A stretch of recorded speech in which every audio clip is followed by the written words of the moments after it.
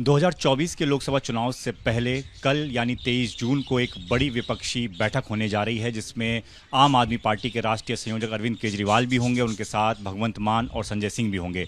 बातचीत के लिए हमारे साथ खुद संजय सिंह इस वक्त मौजूद हैं। संजय जी, बड़ी बैठक 2024 से पहले, हालांकि लोकसभा चुनाव नज़दीक है, उस पर चर्चा ज़्यादा होनी है, लेकिन मुख्यमंत्री चिट्ठी लिखते हुए कहते हैं कि अध्यादेश से बड़ा कोई एजेंडा नहीं होना चाहिए, इस पर सबसे ज़्यादा चर्चा होगी। देखिए, निश्चित रूप से अन्य विषयों पे भी चर्चा होगी, लेकिन पिछले दिनों मुख्यमंत्री जी ने सारे विपक्ष के नेताओं से, लगभग सारे विपक्ष के नेताओं से मुलाकात की और सब ने एकजुट होकर इस मुद्दे को समर्थन दिया है। ये कोई सामान्य और छोटा मुद्दा नहीं है। दिल्ली के 2 करोड़ जनता का अधिकार छीना गया है। भारत के सर्वोच्च न्यायालय के 5 जजों की प्रतिष्ठा को चोट पहुंचाई गई है। भारत के सर्वोच्च न्यायालय के 5 जजों के फैसले को 8 दिन में बदल दिया गया है। देश के फेडरल स्ट्रक्चर पे हमला है।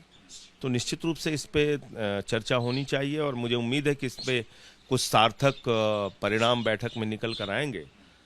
दूसरी बात यह है कि आज की तारीख में बीजेपी का तौर तरीका क्या हो गया है, और हमने हर मुद्दे पे साथ दिया, ये भी याद रखिएगा।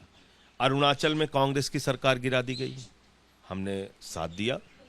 उत्तराखंड में कांग्रेस की सरकार गिरा दी गई, कर्नाटक में गिरा दी गई, मध्य प्रदेश में गिरा दी गई, महाराष्ट्र में सरकार गिरा दी गई।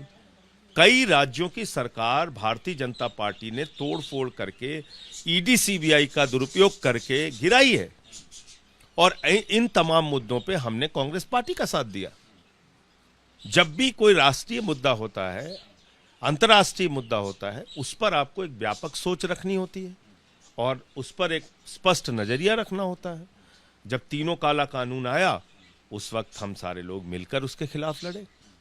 जब मीरा कुमार जी को राष्ट्रपति के लिए चुनाव में उतारा कांग्रेस पार्टी ने, हमने कांग्रेस पार्टी का साथ दिया। मार्गरेट आल्वा जी को उपराष्ट्रपति के लिए उतारा, हमने कांग्रेस पार्टी का साथ दिया, बिना मांगे। तो इसलिए बिना मांगे समर्थन दिया। इसलिए जब भी कोई राष्ट्रीय अंतर्राष्ट्रीय मुद्दा होगा, उस पे आपकी भूमिका अलग होनी चाहिए।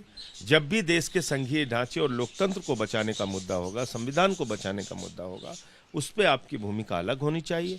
अन्य विषयों पे अलग ढंग से सोच सकते हैं। काफ़ी समय हो गया कांग्रेस से वक्त मांगे हुए, ना वक्त मिला है, ना औपचारिक कोई घोषणा हुई है। कल जब एक ही मंच पर राहुल गांधी भी सामने खड़े होंगे, अरविंद केजरीवाल भी खड़े होंगे, तो क्या आपकी कोशिश यही होगी कि कांग्रेस पर दबाव बनाया जा सके, खुद की तरफ से भी और जो बाकी जो विपक्षी नेता वहां पर होंगे उनके जरिए भी? नहीं, मुझे लगता है कि कांग्रेस पार्टी के अंदर भी इस पे निश्चित रूप से चर्चा हुई होगी। और मैंने जैसा आपको कहा कि ये मुद्दा सिर्फ आम आदमी पार्टी का मुद्दा नहीं है, ये देश के फेडरल स्ट्रक्चर का मुद्दा है, लोकतंत्र का मुद्दा है, और इस पे कांग्रेस पार्टी की क्या भूमिका है कल की बैठक में स्पष्ट हो जाएगा। लेकिन इस पे विपक्षी सवाल भी उठा रहे हैं। पोस्टर जिस तरीके से लग रहे हैं, कल आम आदमी पार्टी का पोस्टर लगा, उसमें अरविंद केजरीवाल के अलावा कोई दूसरा नहीं था। आज समाजवादी पार्टी ने पोस्टर लगाया, उसमें कांग्रेस को छोड़ के बाकी सभी विपक्षी नेताओं की फोटो है। भाजपाइयों का कहा जा रहा है कि केजरीवाल खुद का बड़ा चेहरा दिखा। ये सब भाजपाइयों का प्रोपेगेंडा है, उनके चक्करों में मत पड़िए। इसलिए मैं आपको कहना चाहता हूं कि इस मीटिंग से कौन बौखलाया हुआ है सबसे ज्यादा? भारतीय जनता पार्टी बौखलाई हुई है। आप देखिए कितना उनके पेट में दर्द है, सवाल उठा रहे हैं विपक्षी एकता पे।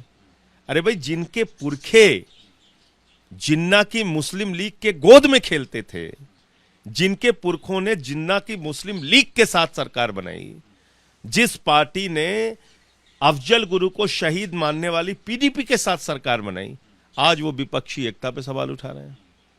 तो भारतीय जनता पार्टी का न कोई मूल्य है, न सिद्धांत है, और दुनिया की सबसे बड़ी भ्रष्ट पार्टी है। मैं ये बात इसलिए कहना चाहता हूं कि कर्नाटक में इनके पास माइनिंग घोटाला करने वाला येदियुरप्पा है, आसाम में वाटर घोटाला करने वाला हेमंत विश्व शर्मा है, मध्य प्रदेश में व्यापम घोटाला करने वाले शिवराज सिंह है, और जिस पार्टी का राष्ट्रीय अध्यक्ष रक्षा सौदे में दलाली खाने के मामले में सजा पा चुका हो, उनको कम से कम दूसरी पार्टियों के विषय में नहीं बोलना चाहिए। आज सबसे बड़ी नफरत की फैक्ट्री इस देश में कोई है तो भारतीय जनता पार्टी है। आप देखिए उन्होंने देश का क्या हाल कर रखा है। काला धन लाने पे काम नहीं करते, महंगाई दूर करने पे काम नहीं करते, नौजवानों को बेरोजगार नौजवानों को रोजगार देने पे काम नहीं करते, किसानों को फसल का दाम देने पे काम नहीं करते। क्या कराते हैं? झगड़ा, पूरे देश में झगड़ा। हिंदू का मुसलमान से झगड़ा कराओ, हिंदू का सिख से झगड़ा कराओ, हिंदू का ईसाई से झगड़ा कराओ, जब धर्मों के झगड़े खड़े खत्म हो जाए तो जाट का गैर जाट से झगड़ा कराओ, हिंदू का हिंदू से झगड़ा कराओ, मराठा का गैर मराठा से झगड़ा कराओ, दो आदिवासी समुदायों का मणिपुर में झगड़ा कराओ।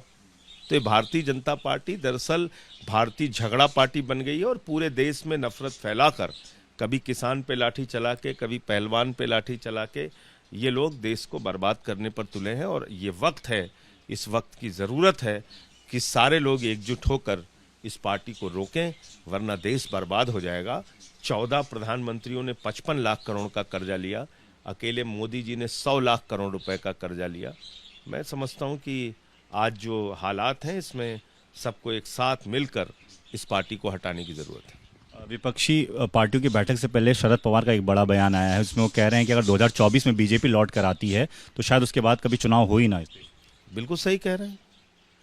जो पार्टी 8 दिन में भारत के सर्वोच्च न्यायालय के 5 जजों के फैसले को बदल सकती है, जो पार्टी चुन चुन के चुनी हुई सरकारों को गिरा सकती है, वो निश्चित रूप से संविधान बदल सकती है। 24 में अगर ये जीत गए तो फिर हो सकता है यहाँ पर कभी चुनाव ना हो, संविधान ही बदल देंगे। एक आखिरी सवाल, 24 तारीख को भी एक सर्वदलीय बैठक बुलाई है होम मिनिस्टर ने, अमित शाह ने। वो कह रहे हैं कि हम मणिपुर में जो हिंसा हुई है उस पर बातचीत होनी चाहिए। आप बहुत सारे सवाल उठाते रहे हैं, आप शामिल हो रहे हैं इस बैठक में और क्या बातें रखेंगे? देखिए, ऐसा है कि हुजूर आते आते बहुत देर कर दी, मणिपुर जल गया, बर्बाद हो गया। 2 समुदायों के बीच में मारकाट चल रही है, वहां पे हजारों घर जलाए जा चुके हैं, महिला मंत्री का घर जलाया जा चुका, केंद्र के मंत्री का घर जलाया जा चुका, सैकड़ों लोगों की हत्या हो गई। और गृह मंत्री अब जाग रहे हैं, पूरे देश में उनको घूमने की फुर्सत है। और हमारे प्रधानमंत्री देश छोड़ के चले गए, अमेरिका की सैर कर रहे हैं। वो कह रहे हैं तुम जल रहे हो, हम चल रहे हैं। तो सर्वदलीय बैठक में जाना है नहीं जाना है वो पार्टी से राय लेके स्पष्ट करूंगा, लेकिन जहां तक जो हालत है उसमें केंद्र सरकार ने मणिपुर में जो परिस्थितियां पैदा हुई उसके लिए राज्य और केंद्र की दोनों सरकारें जिम्मेदार हैं। भारतीय जनता पार्टी सीधे तौर पे मणिपुर की समस्या के लिए जिम्मेदार है। तो संजय सिंह सीधे तौर पर कह रहे हैं कि कल एक बड़ा मंच है, मंच में अध्यादेश प्रमुख एजेंडा जरूर होगा, लेकिन इसके अलावा भी 2024 जैसे मुद्दे भी होंगे। लेकिन क्या निकल कर आता है कल की बैठक के बाद ही तय होगा कि क्या कांग्रेस का साथ मिलता है या फिर कुछ और बात बनती है। कैमरामैन आदर्श के साथ दीपक सिंह रावत, एबीपी न्यूज़, दिल्ली।